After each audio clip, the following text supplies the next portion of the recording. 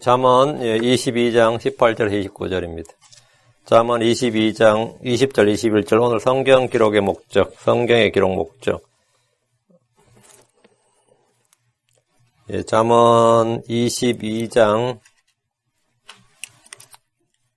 20절 21절 같이 있습니다. 20절 21절 같이 읽습니다. 내가 계략과 지식에서 심히 뛰어난 것들을 내게 기록하면 너로 하여금 진리의 말씀들의 확실함을 알게 하며 또 너에게 사랑을 보내는 자들에게 진리의 말씀들로 답변하게 하려 함이 아니겠느냐. 뭐를 하려 합니다. 이렇게 이제 목적이죠. 뭐 하려 함이 아니겠느냐. 이런 걸 기록한 것은 이거 하려 합니다. 이걸 이 잠언을 왜 기록했느냐, 또 성경을 왜 기록했느냐 하면 진리의 말씀들의 확실함을 알게 하고 또 진리의 말씀들로 답변하게 하려 함이 아니겠느냐. 이게 그 성경의 기록 목적이다. 이제 성경의 기록 목적은 이제 성경책 곳곳에 몇 번 나오는데 오늘 한번 살펴보기로 하겠습니다. 잠깐 기도합니다.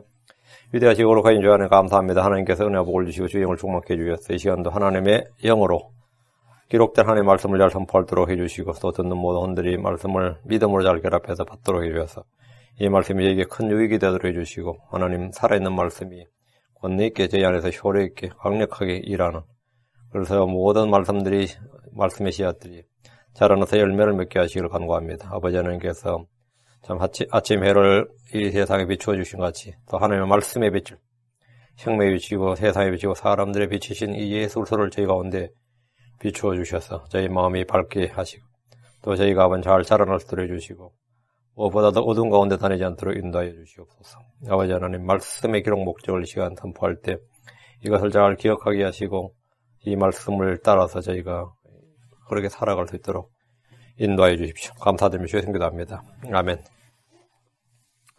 오늘 공부할 잠언은 성경을 기록한 목적입니다. 일반적으로 책의 저자는 서문에다가 책을 쓰는 목적을 밝힙니다. 성경을 주신 주님은 성경 곳곳에 성경의 기록 목적을 밝혀두셨는데 잠언의 기록 목적은 잠언의 첫 부분에 나옵니다. 잠언의 기록 목적은 잠언 1장 2절 4절 잠언 1장 2절 4절에 5가지가 나와요. 솔로몬이 잠언을 기록하면서 잠언의 기록 목적을 잠언 1장 2절 4절 이것은 지혜와 훈계를 알게 하며 명철의 말씀들을 파악하게 하고 지혜와 정리와 판단의 공의와 공평 훈계를 받게 하며 단순한 자에게 민감함을 주고 젊은 자에게 지식과 분별을 주기 위한 것이니라. 솔로몬이 이제 잠언의 기록 목적을 이렇게 제일 앞부분에 밝혀놨는데 첫째가 지혜와 훈계를 알게 하고 둘째 명철의 말씀들을 파악하게 하고 셋째 지혜와 정의, 판단의 공의와 공평 훈계를 받게 하고 넷째 단순한 자에게 민감함을 주고 다섯째 젊은 자에게 지식과 분별을 주기 위한 것. 젊은 자에게 지식과 분별을 주기 위한 것이다. 이렇게 잠언의 기록 목적이 나옵니다. 잠언을 부절에 읽으면 이제 읽고 믿고 공부할 때 이 5가지가 이제 저희에게 채워지는 거죠. 성경은 다시 한번 잠언의 기록 목적이자 성경의 기록 목적을 말하는데 이게 오늘 본문 잠언 22장 20절 21절 내가 계략과 지식에서 심히 뛰어난 것들을 내게 기록하면 너로 하여금 진리의 말씀들의 확실함을 알게 하며 또 너에게 사랑을 보내는 자들에게 진리의 말씀들로 답변하게 하려 함이 아니겠느냐. 주께서 솔로몬을 통해 잠언을 기록하신 것은 너로 하여금 진리의 말씀들의 확실함을 알게 하며 이것이 진리의 말씀들이다. 이 말씀이 하나의 말씀이다. 이걸 알게 하는 거지. 다음에 또 너에게 너로 하여금 말이야. 사랑을 보낸 자들에게 진리의 말씀들로 답변하게 하려 함이니라. 이렇게 했습니다. 성경은 진리의 말씀입니다. 신자들은 진리의 말씀들의 확실함을 알아야 됩니다. 성경이 전능자 영광으로 주신 순수하고 오류 없는 말씀이요 주 하나님의 말씀이라는 사실을 확실하게 알고 믿어야 됩니다. 이 성경이 사람들이 쓴 것이 아닐까, 사람들의 생각이 들어간 것이 아닐까, 어디서 나온 게 아닐까, 이게 아니라 하나님의 입에서 나온 하나님의 영감으로 주신 말씀이다. 이게 정말 이건 확실하다. 이게 안 되면 사실은 모든 믿음은 다 그것이죠. 성경은 믿음의 기초입니다. 기초들이 무너지면 성도들은 아무것도 알 수 없습니다. 시편 11편 3절에 기초들이 무너지면 의로운 자들이 무엇을 알 수 있으리요. 주의 말씀에 대한 진리를 확실히 알면 사람들에게 이 진리의 말씀들로 답변할 수 있습니다. 우리는 답이 없는 인생이 아닙니다. 답이 없는 인생이 아닙니다. 문제만 있고 답이 없는 사람들에게 우리는 진리의 말씀들로 답변해 줄 수 있는 사람들입니다. 우리가 성경을 읽고 듣고 믿고 공부하는 것은 이 말씀들의 확실함을 알고 그것들로 답변하기 위해서입니다. 잠언 15장 28절 의로운 자의 마음은 대답을 하려고 연구하거니와 사악한 자 입은 악한 것을 쏟아내느니라. 우리는 항상 답변할 것을 온유함으로 준비해야 됩니다. 사도 요한은 성경 기록 목적을 이렇게 하면 사도 요한은 성경 기록 목적을 요한복음 20장 31절 이것들을 기록하면 예수님께서 하나님의 아들 그리스도이심을 너희가 믿게 하려 함이요 또 믿고 그분의 이름을 통해 생명을 얻게 하려 함이니라. 요한은 이 성경 기록 목적이 이것이다. 하나님은 요한을 통해서 성경을 기록하게 하신 것은 그것을 통해 사람들이 이 세상이 예수님이 하나님의 아들 그리스도이심을 믿게 하는 겁니다. 복음서의 기록 목적은 주 예수님이 누구인지를 증언하고 입증하는 겁니다. 복음서는 그분이 주요 그리스도이시며 하나님의 아들이라는 사실을 보여주기 위해서 기록되었고 또 믿고 그분의 이름을 통해 생명을 얻게 하려 함입니다. 성경 속에 영원한 생명이 있습니다. 하나님은 진리의 말씀들로 우리를 낳으셨습니다. 사도 바울은 성경 기록 목적을 이렇게 말합니다. 디모데후서 3장 15절 17절 또 어린아이 때부터 내가 거룩한 성경 기록들을 알았나니 그것들은 성경 기록들은 능히 너를 지혜롭게 하여 그리스도 예수님 안에 있는 믿음을 통해 구원에 이르게 하느니라. 성경 기록들은 뭐하냐? 구원에 이르게 한다. 모든 성경 기록은 하나님의 영감으로 주신 것으로 교리와 책망과 바로잡음과 의로 교육하게 유익하니 이것은 하나님의 사람이 완전하게 되어 모든 선한 일에서 철저히 갖추어지게 하려 함이니라. 이게 이제 성경 기록 목적이죠. 하나님의 사람이 완전하게 되어 모든 선한 일에 철저히 갖추어지게 하려 합니다. 구원에 이르게 한 다음에 구원받은 사람을 완전하게 해서 모든 선한 일에 철저히 갖추어지게 하는 것, 이것이 먼저 성경의 기록 목적이다. 성경 기록들은 사람들을 능히 지혜롭게 해서 그리스도 예수님 안에 있는 믿음을 통해 구원에 이르게 합니다. 성경 속에 영원한 생명이 있습니다. 이 속에 구원이 있습니다. 성경 속에 그리스도가 계시되어 있습니다. 성경이 사람을 지혜롭게 하며 믿음을 통해 구원에 이르게 합니다. 모든 성경 기록은 하나님의 영감으로 주신 겁니다. 베드로후서 1장 21절 대언은 옛적에 사람의 뜻으로 말미암아 나오지 아니하였고 오직 하나님의 거룩한 사람들은 성령님께서 자기들을 움직이시는 대로 말하였느니라. 하나님의 영감으로 주어진 성경 교리와 책망과 바로잡음과 의로 교육하기 유익합니다. 교리란 무엇이 참이고 무엇이 거짓인지를 보여주는 판단의 기준, 하나님의 기준인 교리입니다. 이 교리를 통해서 우리 행실이 옳은지 아닌지를 알 수 있습니다. 이 교리를 통해서 무엇을 해야 되는지를 보여줍니다. 영감으로 주어진 성경을 통해서 교리와 책망과 바로잡음과 의로 훈육하심으로써 하나님의 사람이 완전하게 되고 모든 선한 일에 철저히 갖추어지게 됩니다. 성경의 기록 목적은 사람을 구원하고 구원받은 사람을 완전하게 하고 모든 선한 일에 철저히 갖추어지게 하는 겁니다. 다음, 성경의 기록 목적은 우리의 배움을 위한 것입니다. 로마서 15장 4절 무엇이든지 전에 기록된 것은 우리의 배움을 위하여 기록되었으니 구약 성경은 우리의 배움을 위해 기록되었다. 이것은 우리가 성경 기록들이 주는 인내와 위로를 통해 소망을 가지게 하려 함이니라. 배움을 위해 기록되었고 이 성경 기록들이 주는 인내와 소망을 통해 인내와 위로를 통해 소망을 가지게 하려 함이니라. 이것이 뭐냐? 성경의 기록 목적이다. 하나님께서 성경을 기록하신 것은 성경 기록을 통해서 성경이 주는 인내와 위로를 통해 소망을 가지게 하려 합니다. 소망, 이게 바로 영광의 소망, 산소망. 이 소망을 가지게 하려 함이니라. 성경 기록은 우리를 훈계하기 위해 기록되었습니다. 고린도전서 10장 11절 이제 이 모든 일은 그들에게 본보기로 일어났으며 또 그것들은 세상의 끝을 만난 우리를 훈계하기 위해 기록되었느니라. 우리를 훈계하기 위해 기록되었다. 이것이 성경이 말하는 바 성경의 기록 목적입니다. 자, 그럼 이제 본문을 보겠습니다. 자, 한번 22장 와서 18절. 내가 만일 그것들을 내 속에 간직하면 그것은 즐거운 일이나 그것들이 어울려서 내 입술에 꼭 맞게 되리라. 내가 만일 그것들을 내 속에 간직하면 그것들이 뭐죠? 앞에 17절에 나오죠. 지혜로운 자의 말씀들과 지식입니다.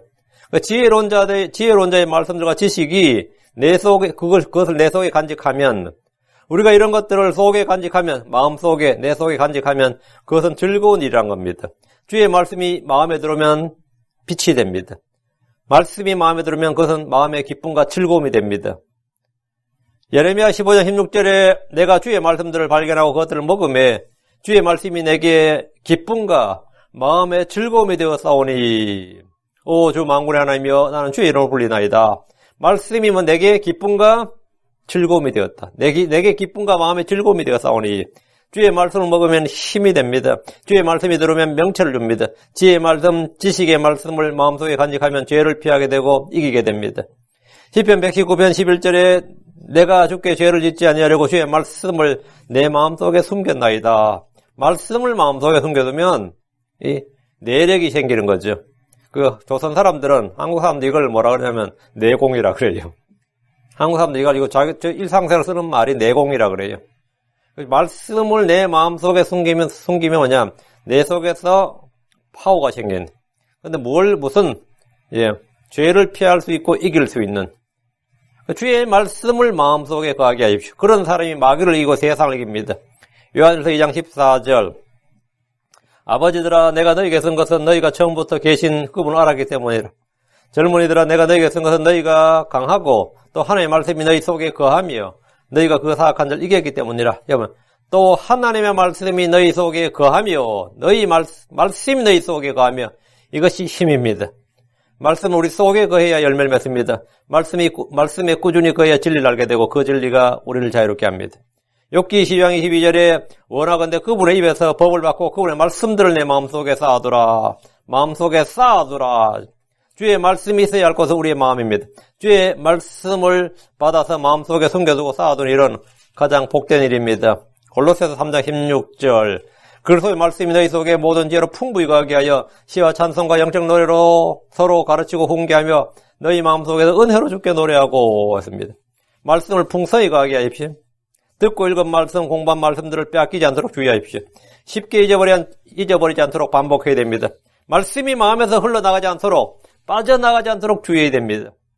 히브리서 2장 1절 그러므로 우리는 마땅히 우리가 지금까지 들은 것들에 더 열심히 주의를 기울여야 하리니 우리가 지금까지 들은 것들에 더 열심히 주의를 기울여야 하리니 이것을 언제라도 그것들이 우리에게서 빠져나가지 못하게 하라미니라. 베드로후서 1장 19절 또한 우리에게 더 확실한 대언의 말씀이 있으니 날이 새어 샛별이 너희 마음속에 떠오를 때까지 너희가 어두운 곳에서 빛을 대하듯이 이 말씀에 주의를 기울이는 것이 잘한 것이니라. 그러니까 지금까지 들은 것들에 더 열심히 주의를 기울이고 어두운 곳에서 빛을 대하듯이 이 말씀에 주의를 기울이는 것. 이것이 뭐냐? 말씀을 마음속에 쌓아두고 숨겨두고 풍성히 거하게 하고 그 말씀들이 내 속에 내가 주의를 기울이고 더 열심히 주의를 기울이면 그렇게 될 때 결과가 뭐냐? 입술에 꼭 맞게 된다. 입술에 꼭 맞게 된다는 말은 바른 말이 나온다. 그 입은 삐뚤어져 말은 바로하다 그런 말하지 한국 사람들은. 근데 이게 말을 바로 하려면 입이 삐뚤고 그게 중요한 게 아닙니다. 마음의 말씀이 거해야 입술에 꼭 맞게 된다. 입은 마음에 가득한 것을 쏟아내기 때문입니다. 입은 마음에 가득한 걸 쏟아냅니다. 마음에 쌓아둔 말씀이 있으면 진리의 말씀대로 답변할 수 있는데 그게 딱 맞는, 그 입에 딱 맞는, 입에 어울리는 그렇게 답변할 수 있고 진리를 말할 수 있습니다. 19절입니다. 내가 너로 하여금 주를 신뢰하게 하려 하여 이것을 이날 바로 내게 알려주었느니라. 지혜의 말씀과 지식의 마음을 쏟고 그 말씀을 마음에 간직하라고 한 목적이 바로 주를 신뢰하게 하기 위해서. 주를 신뢰하게 하겠다. 주의 말씀을 신뢰해야 주를 신뢰할 수 있는 겁니다. 주의 말씀을 신뢰하고, 이 확실성을 알고, 주의 말씀이 확실함을 알고, 다음에 주를 신뢰하게 하려 하여, 이것을 이날 바로 내게 알려주었느니라. 지혜와 지혜의 말씀, 지식의 말씀은 첫 번째 마음에 즐거움을 주고, 다음 입술에 꼭 맞게 되고, 다음 세 번째 주를 신뢰하게 됩니다. 그 말씀을 내게 알려주는 것. 그럼 이게 세 가지가 열매가 되는 거죠. 마음의 즐거움, 입술에 꼭 맞게 되는 것, 주를 신뢰하게 되는 것. 주의 말씀은 믿음의 말씀입니다. 이는 믿음을 주는 말씀이라는 겁니다. 믿음을 주는 말씀. 그게 믿음의 말씀이죠. 믿음은 말씀을 통해 옵니다. 그래서 이 말씀이 믿음을 생성을 합니다. 우리 속에 믿음을 형성을 하고 생성을 합니다. 솔로몬은 사람들이 주를 신뢰하게 하려고 잠언을 기록했습니다. 마귀와 그의 사역자들은 성도들이 주를 신뢰하지 못하게 합니다. 거짓 예언자들은 진리가 아닌 거짓을 신뢰하게 합니다. 주의 말씀을 전하는 이들은 주를 신뢰하게 합니다. 여러분이 설교를 듣고 성경을 공부할 때 점점 속에서 믿음이 자라나고 성경에 대한 신뢰가 깊어지고 이전보다 주를 신뢰함이 커질 때 바른 길에 있는 겁니다. 만약 그렇지 않다면 그가 하는 모든 일은 거짓입니다. 성경을 통해 주를 신뢰하지 못한 이들 중에는 많이들이 꿈이나 환상이나 방언이나 예언 같은 성령 은사들을 구하고, 이게 왜 말씀이 신뢰가 안 되니까 체험을 통해서 신뢰하고 싶은 거예요. 체험을 통해서. 아니면 신비적인 어떤 경험을 추구하면서 그런 것들로 어떻게 해야 이 주를 신뢰하고 싶어 하는데, 그건 믿음이 아닙니다. 믿음은 그런 것들로 오는 것이 아니라 주의 말씀을 통해서 오는 겁니다. 주의 말씀을 통해 오는 것만 믿음이에요. 갑자기 방언이 툭 터지더니만 그때부터 성경이 다 믿어지더라고. 그건 믿음이 아니에요. 그건 믿음 아닙니다. 20절입니다. 내가 계략과 지식에서 힘이 뛰어난 것들을 내게 기록하면, 솔로몬이 잠언, 전도서, 아가서를 기록했는데 이것들을 계략과 지식에서 힘이 뛰어난 것들이라고 합니다. 내용을 좀 더 확장하면 시가서 전부, 율법서, 대언서가 계략과 지식에서 힘이 뛰어난 것들입니다. 성경은 지식과 지혜의 보고입니다. 성경은 하나님의 신격의 충만함이 들어있습니다. 성경은 세상 어느 책과도 비교할 수 없는 탁월한 지식과 지혜를 담고 있습니다. 여기서 주목할 말씀은, 내가 계략과 지혜의 힘이 뛰어난 것들을 누구에 기록했다? 내게 기록하면. 성경은 나를 위해 기록된 말씀입니다. 나에게 쓴 편지다. 이 책은 나를 위해, 이 대상이 있단 말이에요. 누구를 위해 누구에게 준 책이다 이거예요. 그 시중에 그냥 책을 많이 팔아먹으려고 쓴 게 아니라 특정 누구에게 기록한 문서다 이거예요. 내게 기록하면, 성경은 나를 위해 기록된 말씀입니다. 이는 마치 내게 편지를 쓴 것처럼 주께서 기록하실 때 대상을 나로 분명히 지정하셨다는 겁니다. 21절, 너로 하여금 진리의 말씀들의 확실함을 알게 하며 또 너에게 사람을 보내는 자들에게 진리의 말씀들로 답변하게 하려 함이 아니겠느냐. 주께서 나에게 이것들을 기록함, 주님께서 나에게 이것들을 써주신 것은 나로 하여금 진리의 말씀들의 확실함을 알게 하기 위한 것입니다. 창세기 1장 1절부터 계시록 22장 21절까지 모든 말씀은 진리의 말씀들입니다. 어느 한 구절, 어느 한 단어도 빠짐없이 다 하나님의 영감으로 주신 것으로 오류 없는 절대 확실한 하나님의 말씀입니다. 주의 율법은 완전하고 주의 증언은 확실합니다. 시편 19편 7절에 주의 율법은 완전하며 혼을 회심시키고 주의 증언은 확실하여 단순한 자를 지혜롭게 하여 하며, 주의 증언은 확실하다. 주의 증언들은 매우 확실합니다. 시편 93편 5절에 오 주여, 주의 증언들은 매우 확실하오니 거룩함이 주의 집에 영원히 합당하옵나이다. 주의 증언들은 매우 확실하니, 주의 증언은 확실하다. 주의 증언은 매우 확실하다. 의심의 여지가 없다는 겁니다. 의심의 여지가 없다. 논쟁의 대상이 아니다. 주의 증언들이 매우 확실하다는 것은 오류나 거짓이나 과장이 전혀 없는 진리란 뜻입니다. 이거는 매우 확실하다. 다음, 주의 명령들은 확실합니다.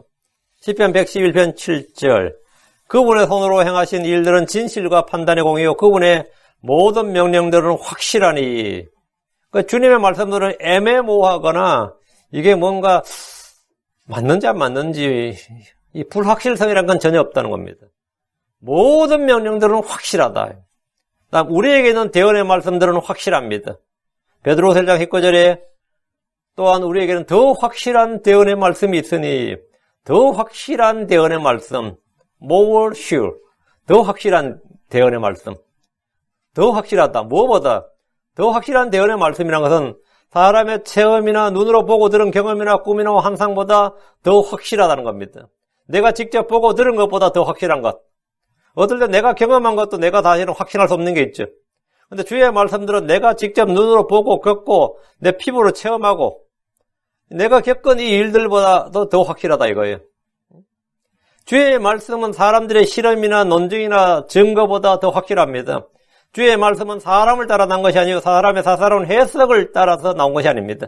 진리의 말씀들은 진리의 말씀의 확실함을 알게 한다는 것은 성경이 사람의 작품이나 사람의 생각이나 사람들로부터 난 것이 아니라 주의 말씀, 주님으로부터 난 것이 확실하다는 점을 알게 한다는 겁니다. 이게 성경의 가장 파운데이션입니다. 우리의 모든 믿음의 기본이 여기입니다. 갈라디아서 1장 11절에 그러나 형제들아 내가 너에게 확실히 알리노니 내가 선포한 복음은 사람을 따라 나지 아니하였느니라. 그 확실히 알린다. 확실히 알리고. 이 복음은 뭐 사람을 따라 난 것이 아니다. 이 복음은 세상 지혜가 아니다. 세상 통치자들의 지혜가 아니다. 사람들의 철학이나 아이디어에서 나온 것이 아니다.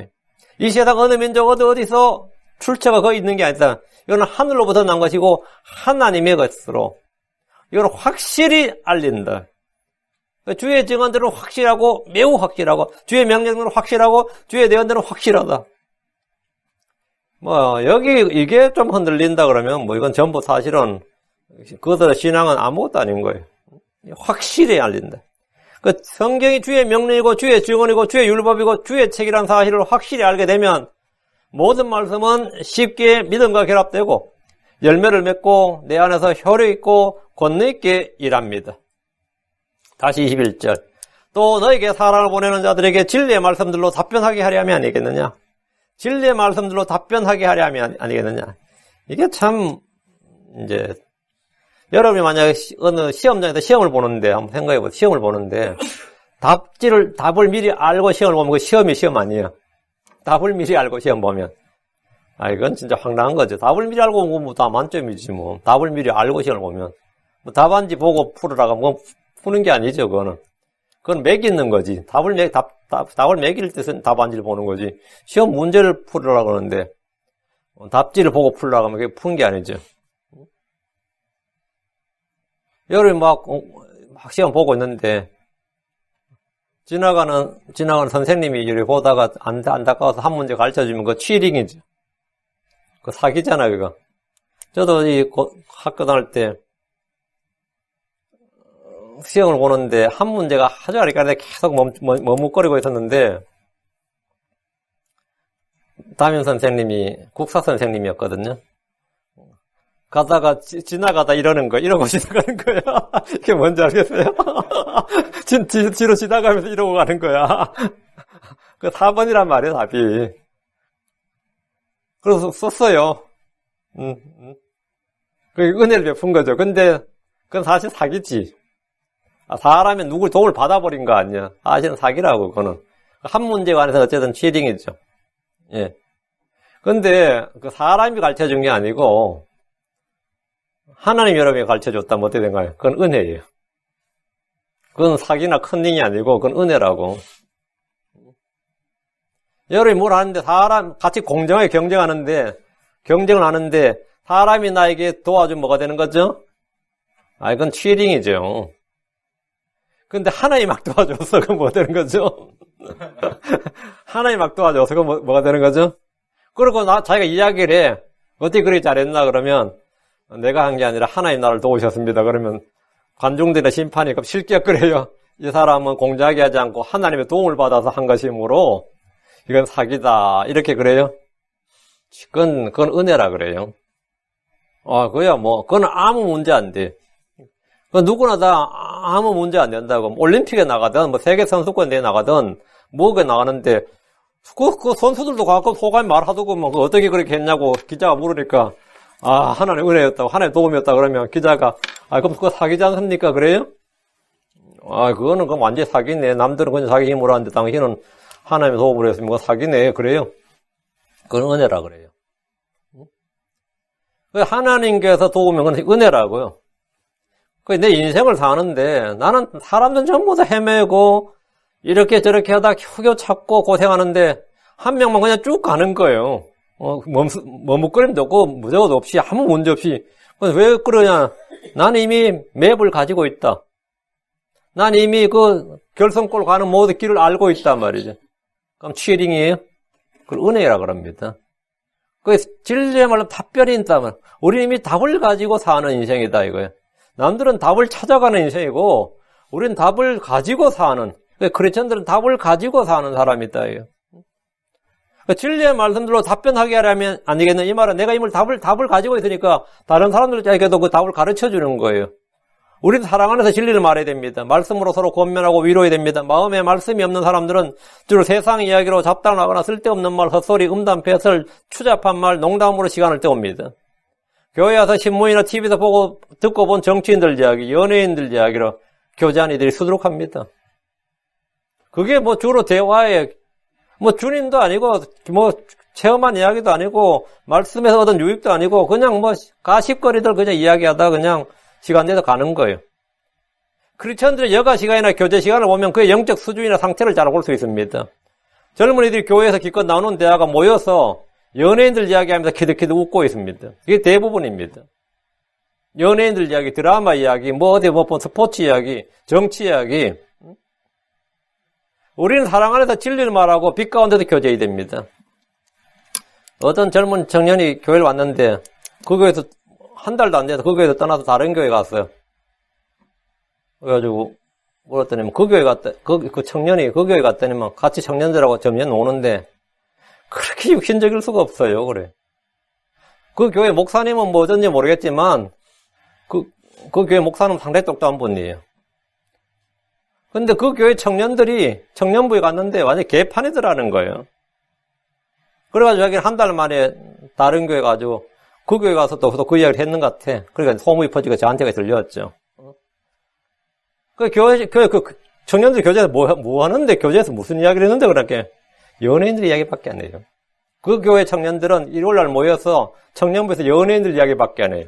교회에서 왜 연예인 이야기를 해요? 교회에서. 왜? 평소에 관심이 뭐죠? 연예인이니까 그랬지. 지들이 관심이 연예인이야. TV 보고 뭐 보고 그 연예인들이 자기들 우상이고 자기들이 추구하는 바고 거기에 막 계속 바라는 바고 그 디자이어가 그게 있으니까 그 이야기를 하는 거예요.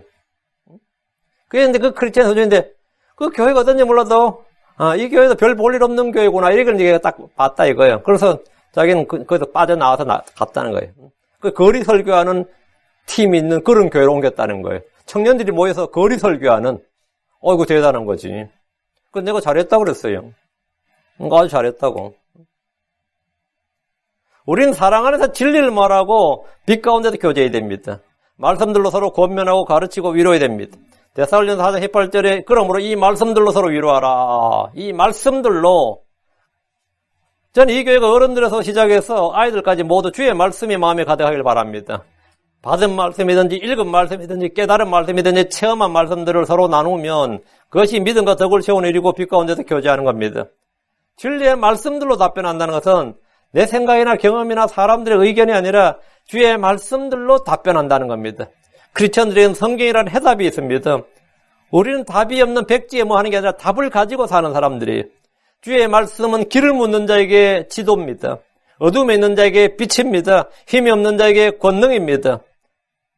무지한 자에게는 지혜고 답을 찾는 자에게 성경은 정확한 답변을 주는 책입니다.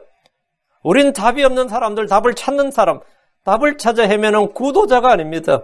우리는 이미 진리를 알고 믿고 있습니다. 우리는 진리를 찾는 자들이 아니라 진리를 믿고 그 진리를 소유하고 그 진리를 선포하는 전도자들입니다. 우리는 구원의 길을 전합니다. 하늘로 가는 길을 전합니다. 복과 성공과 형통의 길을 알고 전합니다. 누가 묻는다면 언제나 답변할 수 있습니다. 우리는 언제나 답변이 준비되어 있습니다. 베드로 3장 15절에 오직 너희 마음속에서 주 하나님을 거룩히 구별하고 너희 속에 있는 소망의 이유를 묻는 모든 사람에게 온유함과 두려움으로 대답할 것을 항상 예비하라. 철학은 답을 찾아가는 학문이에요.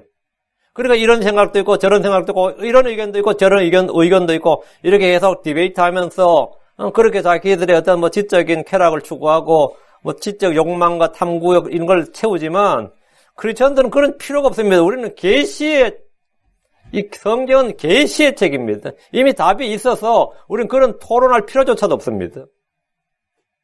왜? 우리는 이미 답이 주어져 있단 말이에요.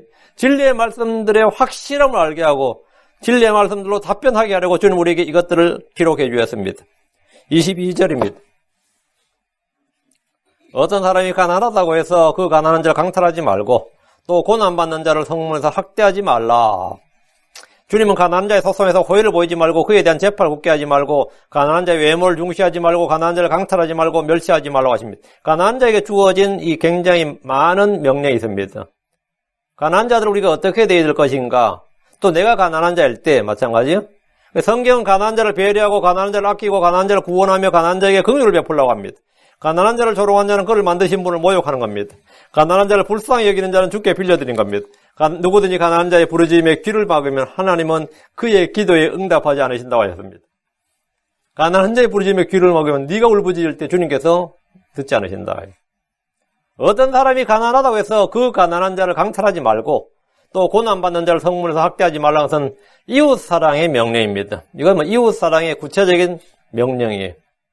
하나님은 사랑하는 성도들, 하나님을 사랑하는 성도들은 마땅히 자기 이웃을 사랑해야 됩니다. 이웃 사랑의 구체적인 예로 가난한 자를 불쌍히 여기고 가난한 자의 사정을 깊이 살피고 가난한 자를 위해 신실하게 재판하고 가난한 자들에게 손을 내밀고 가난한 자에게 관대한 눈을 가지라는 겁니다. 이웃 사랑은 말로 하는 것이 아닙니다. 따스한 마음만 있으면 되는 게 아닙니다. 마음만 있으면 되지. 그런 건 없어요. 믿음만 외치면 되는 게 아닙니다. 행해야 됩니다. 긍휼을 베풀지 않으면 긍휼 없는 심판을 받습니다. 야고보서 2장 13절 17절에 긍휼을 베풀지 않는 자는 긍휼 없는 심판을 받으리라. 긍휼은 심판을 이기고 기뻐하느니라. 내 형제들아, 사람이 자기가 믿음이 있다고 말하면서 행위가 없으면 그것이 무슨 유익을 주겠느냐? 믿음이 그를 구원할 수 있겠느냐? 많은 형제나 자매가 헐벗고 일용할 양식이 없는데 너희 중에 누가 그들에게 이르되 평안히 떠나가라, 너희는 따뜻하게 하고 배부르게 하라 하고는 몸에 필요한 그것들을 너희가 그들에게 주지 아니하면 그것이 무슨 유익을 주느냐? 이와 같이 믿음도 행위가 없으면 그것만으로는 죽은 것이니라. 그냥 믿는다고 하면서 아무것도 안 한다요. 그럼 무슨 유익을 주느냐 이거예요. 이웃사랑은 실천적인 행위입니다. 이웃사랑은 실천적인 행위입니다. 23절 주께서 그들의 사정을 변호하시고 그들을 상하게 한 자들의 혼을 상하게 하시리라. 야, 이게 주님의 보응이라 그러죠. 주께서 그들의 사정을 변호하시고 가난한 자들의 사정을 변호하시고 그들을 상하게 한 자들, 그 가난한 자들을 학대하고 멸시한 자들, 그들을 상하게 한 자들의 혼을 상하게 하시리라. 하나님은 가난한 자들의 사정을 변호하시는 변호인입니다. 주님은 가난한 자의 말을 들으시고 가난한 자의 피난처가 되십니다. 오늘날 사람들이 점점 부유해지지만 점점 가난한 자를 돌아보지 않게 되자 주님은 어떻게 하신 것 같아요? 서구 유럽이 엄청 부자가 됐죠. 미국도 엄청나게 부유해졌습니다. 이건 뭐 완전히 200년도 안 돼서 이렇게 부유할 수가 없죠. 미국이. 뭐 한국도 마찬가지입니다. 좋은 50년간 한반도 5,000년 역사에 지금만큼 한국이 잘 산 데가 없습니다. 지금만큼. 5,000년 역사에서. 그런데 점점 잘 사니까 이 잘 사는 것에 대한 감사함이 있어요? 잘 사는 것에 대한 감사는 없습니다. 그런데 잘 사는 사람들이 많이 나타날수록 또 가난한 자도 많이 속출하죠, 당연히. 많이 나타나는데 주님은 사람들이 가난한 자를 배려하는 것이 없으니까 주님께서 공산주의, 사회주의자들을 통해서 부자들의 재산을 빼앗아서 가난한 자를 먹이고 보호하시는 겁니다. 부자들의 재산을 빼앗아가지고 가난한 자를 먹이고 보호하는 거예요. 정부가 부자들로부터 막대한 세금을 거둬서 가난한 자들에게 나누어 주는데 사람들이 이것을 이제 복지라고 그럽니다. 그걸 뺏어서 나눠준다 그러면 도둑질이잖아요. 도둑질이라 그러면 그건 좀 민망하잖아, 서로가. 그 뭐라 그래요? 그걸 복지라 그래요. 웰페어라 그럽니다. 웰페어. 문제는 이 일에는 하나님도 없고 이웃 사랑도 없고 오직 정부와 정치만 있다는 겁니다. 정치인들은 공정과 분배와 인권을 외치면서 가난한 자들을 위한 정책을 쏟아냅니다. 왜 쏟아내죠? 가난한 자나 부자나 표는 다 같이 한 표예요. 근데 쏟아내는데 정치인들은 지 돈을 안 해요. 부자들의 돈을 빼앗아서 그걸 나누어 주는 겁니다. 지 돈은 절대 안 합니다. 이것은 이웃 사랑을 멸시하는 사람들, 이웃 사랑을 멸시하고 이웃을 멸시하는 사람들의 악함을 이용해서 가난한 자들을 구제하시는 방법입니다. 24절입니다. 너는 노를 품는 자와 사귀지 말며 화가를 품는 자와 함께 다니지 말지니 친구를 어떻게 사귀게 되느냐죠. 너는 노를 품는 자, 분노하는 자, 경노하는 자, wrath, anger. 그 마음에 앵거가 있는 사람들이야. 이거 진짜 같이 하기 힘듭니다. 친구하기 힘들어요. 너는 노를 품는 자와 사귀지 말며 화를 품는 자와 함께 다니지 말라. 근데 성경에서 사귀지 말라. 이건 세 부류가 나옵니다. 첫째, 지금 본문 너는 노를 품는 자와 사귀지 말라. 둘째, 음행하는 자들과 사귀지 말라. 고린도서 5장 9절에 내가 음행하는 자들과 사귀지 말라고 서신해서 너희에게 썼으나 내가 음행하는 자들과 사귀지 말라고 서신에게 너희 썼다. 음행하는 자들과 사귀지 말라고. 셋째, 말씀에 순종하지 않는 자들과 사귀지 말라. 데살로니가 거기서 3장 14절에 만약 어떤 사람이 이 서신으로 전하는 우리의 말에 순종하지 아니하거든 그 사람을 주목하여 그와 사귀지 말고 이로써 그가 부끄러움을 당하게 하라. 그 사람을 주목하여 그와 사귀지 말고, 거의 사귀지 말라고. 그 악한 사귐은 선한 습성을 부패시킵니다. 의와 불의, 빛과 어둠은 사귐을 가질 수 없습니다. 노를 품는 자란 말은 마음에 분노, 앵거가 있고 쉽게 레스, 이 분노가 격노하는 사람들인데 이것은 단지 성격이나 기질의 문제가 아닙니다. 한국 사람들이 이걸 굉장히 관대해요. 다 혈질적이네. 이 정도로 넘어가죠. 사람이 다 혈질적이네. 성격이 굉장히 불같네, 급하네. 은근히 자랑도 하고, 어떨 때는 자기를 화끈하다는 식으로, 화끈하다는 식으로, 한마디로 사귀지 말아야 될 존재라는 뜻인데, 자기는 그렇게 생각 안 하죠. 화끈하다고 생각하죠. 심리학에서 이런 사람을 분노조절장애 또는 간헐성 폭발장애라 그럽니다. 그래서 이런 사람들에게 이제 약물치료나 심리치료, 상담치료 등을 권하는데, 여러분이 진짜 이런 사람 만나면 쉽지 않습니다. 노를 품는 자와 사귀지 말고 화를 품는 자와 함께 다니지 말는 것은 친구를 선택하는 데 굉장히 중요합니다. 만약 실수로 이런 사람과 결혼이라도 하게 되면 거의 하루하루가 지옥입니다. 매일 지옥을 경험하는 거예요, 이 사람들은. 매일 지옥을 경험해요. 마누라가 이러면 남편이 죽어나고, 남편이 이러면 마누라 죽어납니다. 남편이 이러면 보통 이제 가정폭력이 많이 일어나요. 마누라 이러면 남자를 다 돌아버립니다.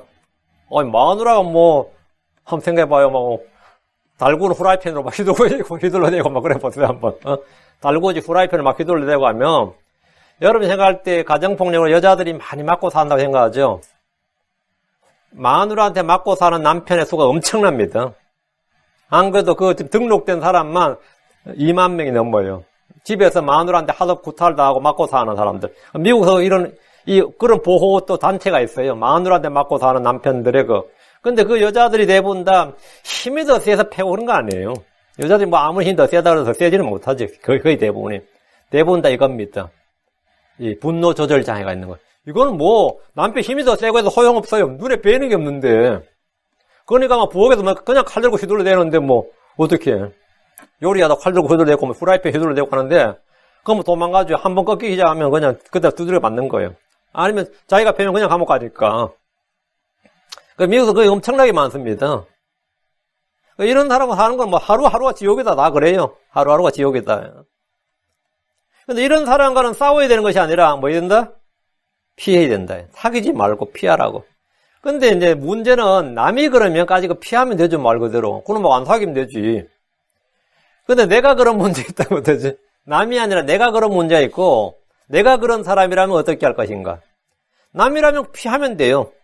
내가 그런 문제가 있고 내 부모가 그런 부모예요. 내 부모가 아버지가 그렇고 엄마가 이렇다 이면 완전히 난리고. 내 자식이 그런 문제가 있다. 이것도 진짜 집에 평할 날이 없습니다. 이것이 나와 가족의 문제라면 사귀지 말라, 함께 다니지 말라는 명령이 성립이 안 됩니다. 이게 남이 아니니까.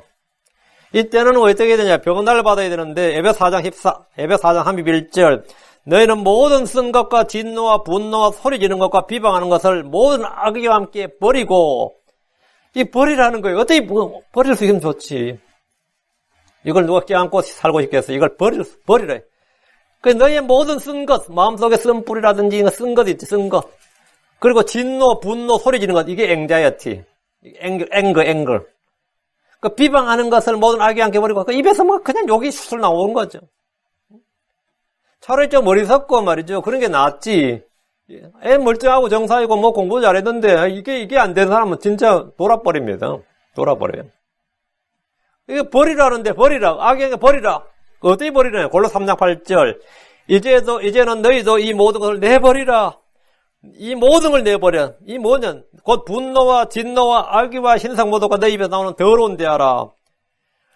이 내버리라. 버리라, 내버리라. 이거 뭐냐면 옛사람과 그의 행위를 벗어버리라는 겁니다.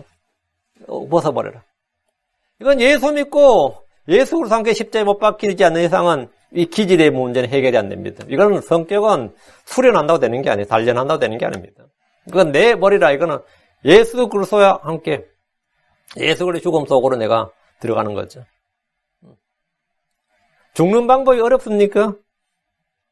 한 크리스천들한테 그 옛사람 죽어라 그러면 주님 나 죽여주십시오. 그러면 예수님이 와가지고 그래 죽여주마 하면서 망치하고 못 가져와서 여러분 손과 발에 그냥 쾅쾅 박아대면 죽겠지만 어떤 크리스천도 그렇게 죽은 사람은 없어요. 사도 바울 자신도 마찬가지고, 내가 내 옛사람이 그리스도와 함께 십자가에 못 박혔나니 하는데, 내가 그리스도와 함께 십자가에 못 박혔나니 한다고, 내가 진짜 양손과 양발이 십자가에 못 박혔나 하면 그렇게 못 박힌 사람은 단 한 명도 없습니다. 하나님께서 우리에게 하는 방법, 하나님이 우리에게 역사하는 방법이 있습니다. 그게 뭐냐면, 내가 날개가 없어도 나는 방법 있죠. 그럼 비행기 올라타면 돼요. 비행기 올라타면 내가 나는 거예요. 그죠? 안 그래요?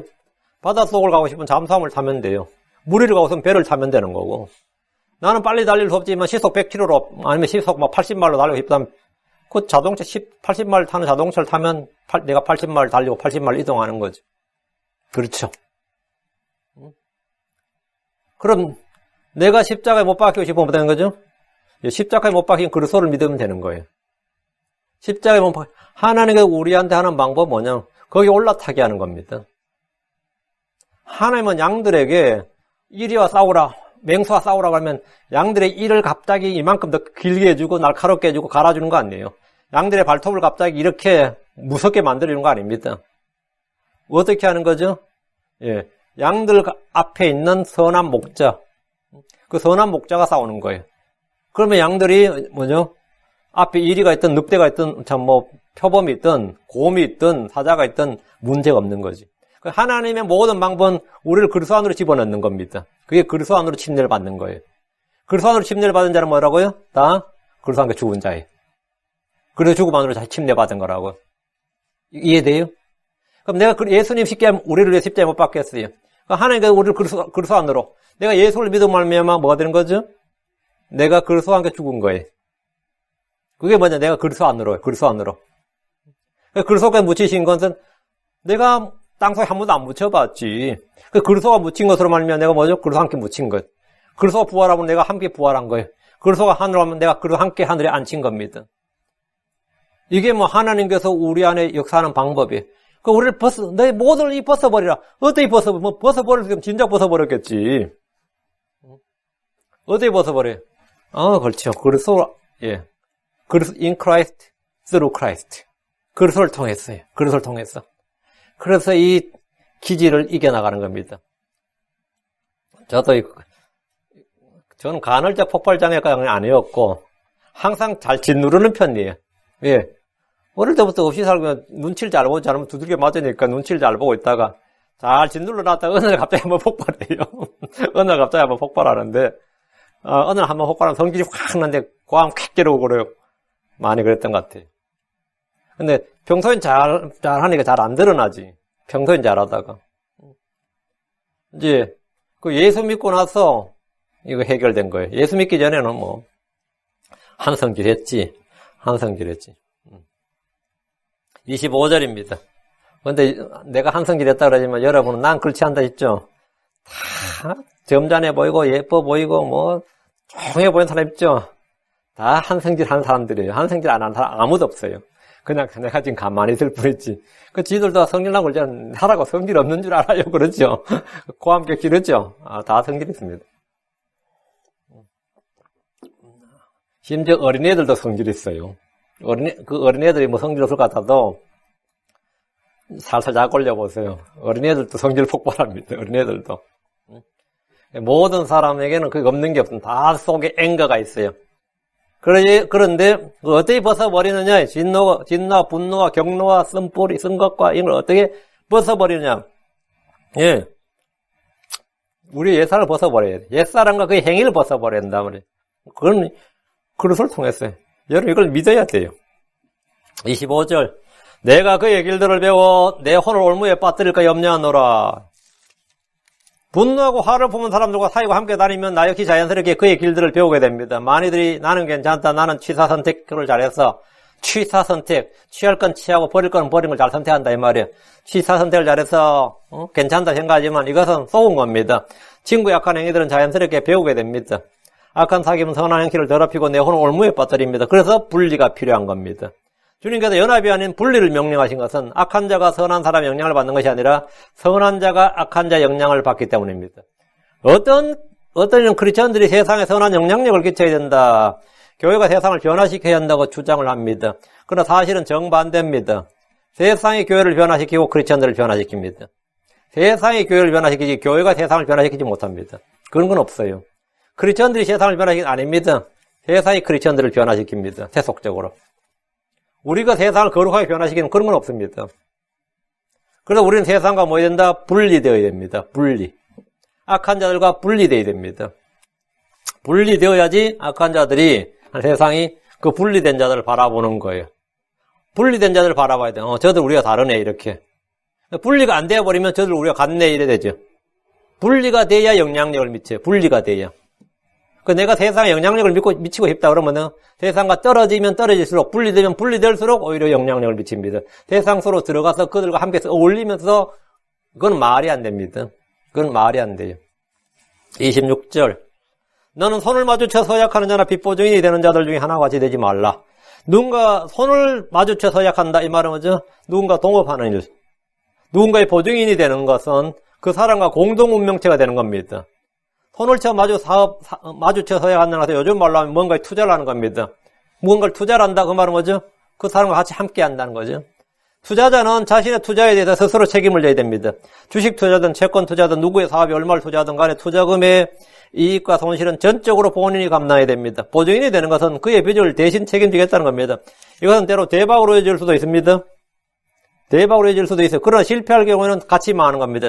잠언은 보증에 대해서 몇 번이나 반복해서 말하는데 잠언 11장 15절 낯선 자를 위해 보증이 되는 자는 그 일로 인하여 괴로워할 것이로되 보증을 서기 싫어하는 자는 안전하니라 했고, 잠언 17장 18절 명철이 없는 자는 손을 마주쳐 서약하며 자기 친구의 앞에서 보증인이 되느니라. 보증인이 되느니라. 보증을 서주는 사람은 주로 별 이익이 없이 손해를 보는 경우가 더 많습니다.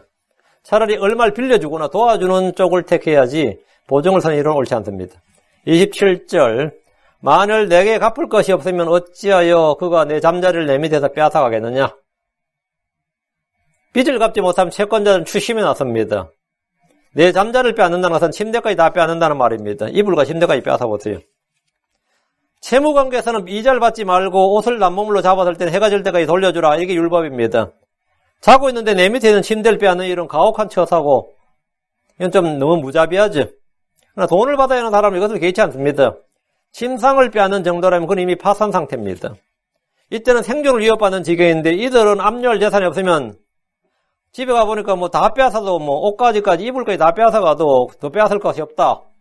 빚을 다 못 받았다 그러면 채권자는 어떻게 하겠대요? 자녀들을 빼앗아서 종으로 삼거나 팔아버립니다. 이게 고대 사회에서는 그렇게 했습니다. 자녀들을 팔아버렸대요. 요즘은 요즘 한국에서는 엄청나던데 애를 빼앗아가는 게 아니라 뭐 하는 거죠? 잠길 때 가요. 응? 눈 하나 팔아라. 얼마? 간이식 수술하는데 얼마 좀 떼달라. 콩팥 하나 떼달라. 이런 거라고요. 엄청나다고요. 느헤미야 5장 5절. 그러나 이제 우리는 우리 육체도 우리 형제들의 육체와 같고 우리의 자녀들도 그들의 자녀들과 같거늘 보라 우리가 우리 아들 딸들을 속박하여 종이 되게 하는도다. 우리 딸들 중에 몇 사람이 벌써 속박되어서나 다른 사람이 우리의 땅과 포도원을 차지하였으므로 그들을 속량할 힘이 우리에게 없도다 하였더라. 지금 우리 아들 딸들을 속박하여 종이 되게 하는도다. 돈을 받는 대신 못 받으니까 사람 데려가는 거죠. 성경은 개인의 사유재산을 보호합니다. 빚 때문에 종이 되면 안식년이나 희년이 되어야 풀려날 수 있습니다. 28절 내 조상들이 세워놓은 옛 지게표를 옮기지 말지니라. 옛 지게표 랜드마크죠. 지게표는 땅과 땅의 경계를 정하는 돌입니다. 가나안 땅에서 땅을 분배할 때 이들은 각자 주님으로부터 받은 유업의 상속에 따라 지게표를 세웠습니다. 지게표를 옮기는 일은 남의 땅을 빼앗거나 강탈하는 일입니다. 여기서 영적 의미를 더해서 지게표는 하나님이 세워준 기준, 경계를 표현하는 말이 되었습니다. 내 조상들이 세워놓은 옛 지게표란 단지 경계선이 아니라 하나님 주신 신앙의 표준 경계선을 말합니다. 하나님의 말씀은 시대에 따라 상황에 따라 기준이 바뀌는 것이 아닙니다. 사람들이 임의로 기준을 바꿀 수 없습니다. 우리는 새로운 무엇을 만들어야 하는 것이 아니라 옛 지게표를 지켜야 됩니다. 저희도 시골에서 농지정리라는 걸 했어요. 옛날 이제 계단식 농이나 이런 거 있죠. 그런 논들이 전부 경계가 엉망이 갈 때 이제 국가에서 이 시골 많이 했습니다. 농지정리라 그래가지고 바둑판처럼 이제 탁 만들어주는 거예요. 그래서 이제 300평, 600평, 주로 600평 단위로 땅을 착착 나누어가지고 저희 동네는 전부 완전히 바둑판이었어요. 이 밭이. 논밭이. 산에 있는 것들은 이제 아니지만, 그러니까 이제 아주 완전히 평야였죠. 딱 평야라서 600평 단위로 딱딱 나누는데, 거기는 이제 전부 다 어떻게 지게표를 사냐면 돌을 세워요. 아주 깊이 돌을 이제 딱 경계로 돌을 딱딱 세워놓은 그 돌은 이제 못 움직이는 거죠. 그걸로 이제 줄을 착 대면 여기서까지는 누구 땅, 여기서까지 누구 땅 이렇게 되는 겁니다. 그걸 이제 지게표라 그래, 지게표. 근데 지게표를 살며시 옮기면 어떻게 되는 거죠? 근데 그건 땅속 굉장히 깊이 파서 돌을 딱 세우는 땅을 딱 깊이 박아놓는데 모든 땅고에다 그렇게 못해. 어떤 건 그렇게 깊지 않아요. 그런 거는 충분히 가능한 거예요. 사람이 와서 빼가지고 옆으로 옮길 수가 있는 거죠. 그러면 땅의 경계가 확 달라지는 겁니다. 근데 실제로 그런 일이 좀 있어가지고, 싸움이 붙는데, 진짜 열흘 이상 싸우더라고요. 그 두 집이 싸우는데, 열흘 이상을, 그것도 진짜 거의 목숨 걸고 싸우는 거예요. 온 동네가 시끄럽게. 지게표를 옮긴 거예요. 그 돌을 옆으로 옮긴 거예요, 한 사람이. 근데 이제, 그러면 또 그 토지 측량사가 와가지고 또 이 토지 그걸 하고 막 그래야 되거든요. 그 돈 들어요. 그것도 측량사 그냥 공짜로 부른 거 아닙니다. 그러고 하니까 막 이제 그냥 싸우는데, 내가 볼 땐 이제 딱 보니까 옮긴 거야, 이 사람이. 옮긴 건데, 저는 그때 어린애였어요. 시골 인심이라 그러죠. 개판이야. 그래가지고, 저는 시골에서 그런 꼴을 봤는데, 시골 사람이든, 어부든, 뭐 산골에 사는 사람이든, 누구도 순박한 사람이라 없다는 걸 제가 어릴 때 뼈저리게 느낀 거예요. 순박한 사람이란 없다. 옛 지게표를 옮기지 말라. 기준을 바꾸지 말라. 기준을 바꾸지 말라. 성경이 정한 하나님의 기준은 바꿀 수가 없다. 우리는 이걸 옮기지 말라, 지키라, 이거예요. 이걸 말하면, 요즘 신문용어로 말하면 보수라 그럽니다. 우리는 개혁이나 혁신을 외치면서 새로운 지게표를 만드는 사람들이 아니라 옛 지게표를 파괴하거나 옮겨서는 안 됩니다. 사람을 변화시키는 것은 새로운 신학이나 새로운 복음이 아니라 옛부터 내려온 복음입니다. 우리는 새로운 성경, 새로운 번역본이 필요한 것이 아닙니다. 성경의 새로운 발견, 새로운 해석, 새로운 무엇을 외치는 것이 아니라 우리는 옛 길들, 옛 행로들, 옛 지게표를 딱 지키는 겁니다. 근데 뉴 외치는 건 다 헛소리고 속임수입니다. 옛 지게표를 옮기지 말아야 하듯이 우리는 믿음의 조상들이 걸었던 옛 행로들을 따라 걸어야 됩니다. 예레미야 6장 16절에 주가 이같이 말하노라. 너희는 길들 가운데 서서 보며 옛 행로들과 선한 길이 어디 있는지 물어보고 그 길로 걸어라. 그리하면 너희가 너희 혼을 위한 안식을 얻으리라. 그러나 그들은 말하기를 우리가 그 길로 걷지 아니하리라 했으며, 성경 뭐라 돼요? 옛 행로들, old paths. 곧 선한 길이 어디 있는지 물어보고 그 길로 걸어. 옛 행로들로 걸으라고요. 우리가 벗어야 할 것, 죽어야 할 것은 옛 사람이지 옛 지게표나 옛 행로들이 아닙니다. 우리는 옛 사람을 죽여야 돼요. 옛 사람을 벗어버려야 되는 거죠. 변화가 필요한 것은, 새로움이 필요한 것은 지게표나 길이 아니라 내 자신, 내 마음, 내 영입니다. 이것이 변화가 필요한 겁니다. 29절. 자기 업무에 부지런한 사람을 내가 보느냐? 그는 왕들 앞에 설 것이요 천한 자들 앞에 서지 아니하리라. 자기 업무에 부지런한 사람이란 작은 일에도 신실한 사람, 정직한 사람을 말합니다. 자기 업무에 부지런한 사람들이 왕 앞에 선다는 것은 능력을 인정받아서 성공하고 출세하는 경우를 말하는데, 성경에서 요셉이나 다니엘이나 모르드게나 느헤미야가 이런 사람의 본보기입니다. 주께서 말씀하시기를 누가 19장 17절 그가 그에게 이르되 잘하였도다 선한 종아 내가 매우 작은 일에 신실하여 현적 12시를 다스릴 권세를 차지하라. 우리는 이 세상에서 크게 성공하지 못할지라도 우리가 한 모든 일에 대해서 주님은 보상해 주십니다. 나의 왕은 주 예수 그리스도입니다. 나는 그분 앞에서 내가 행한 모든 일에 대해서 회개보할 것이고 그분 앞에 서게 될 것입니다. 그는 왕들 앞에 설 것이요 우리는 만화의 왕이시오 주이신 예수 그리스도 앞에 서게 됩니다. 오늘 여기까지 22장 마치고 23장 다음 시간에 하겠습니다. 잠깐 기도하고 마치겠습니다. 위대하시고 거룩하신 주님 감사합니다. 하나님께서 오늘 하나님의 성경, 하나님의 말씀을 저희에게 주신, 또 말씀을 기록해 주신 목적들을 다뤘고, 또 잠언의 몇 구절들을 저희가 살펴보았습니다. 사랑하는 아버지 하나님, 저희가 이 말씀들을 통해서 지와 명철의 말씀들을 파악하게 하시고, 저희가 또 옛 지게표, 또 믿음의 조상들이 걸었던 옛 행로들, 선한 길들이 무엇인지 알아보고 그 길로 걷도록 해주시길 간구합니다. 저희에게는 아버지 하나님 주님께서 이미 새롭고 산 길을 주셨는데 저희가 또다시 다른 길을 찾거나 또 새 길을 만들지 않아하고 주님께서 이미 걸었던 그 고난의 발자취를 따라서 또 믿음의 선조들이 걸었던 그 행로들을 따라서 걷기를 원합니다. 이미 저에게 주신 이 하나님의 거룩한 말씀, 귀한 말씀들이 있사오니 제가 이 말씀들을 지키고 이 말씀들을 따라 살기를 원합니다. 하나님 아버지 하나님께서 은혜 베풀어 주시고 늘 성령을 통해서 더 놀라운 빛을 하면 또 지식을 하나님께서 저희 가운데 허락하여 주시고 말씀이 마음의 믿음과 잘 결합해서 이 말씀들이 저희 안에서 정말 능력 있게 효력 있게 일하는 체험들을 저희 갈도해 주시고 많은 열매를 맺도록 도와주십시오. 감사드리며 예수님 기도합니다.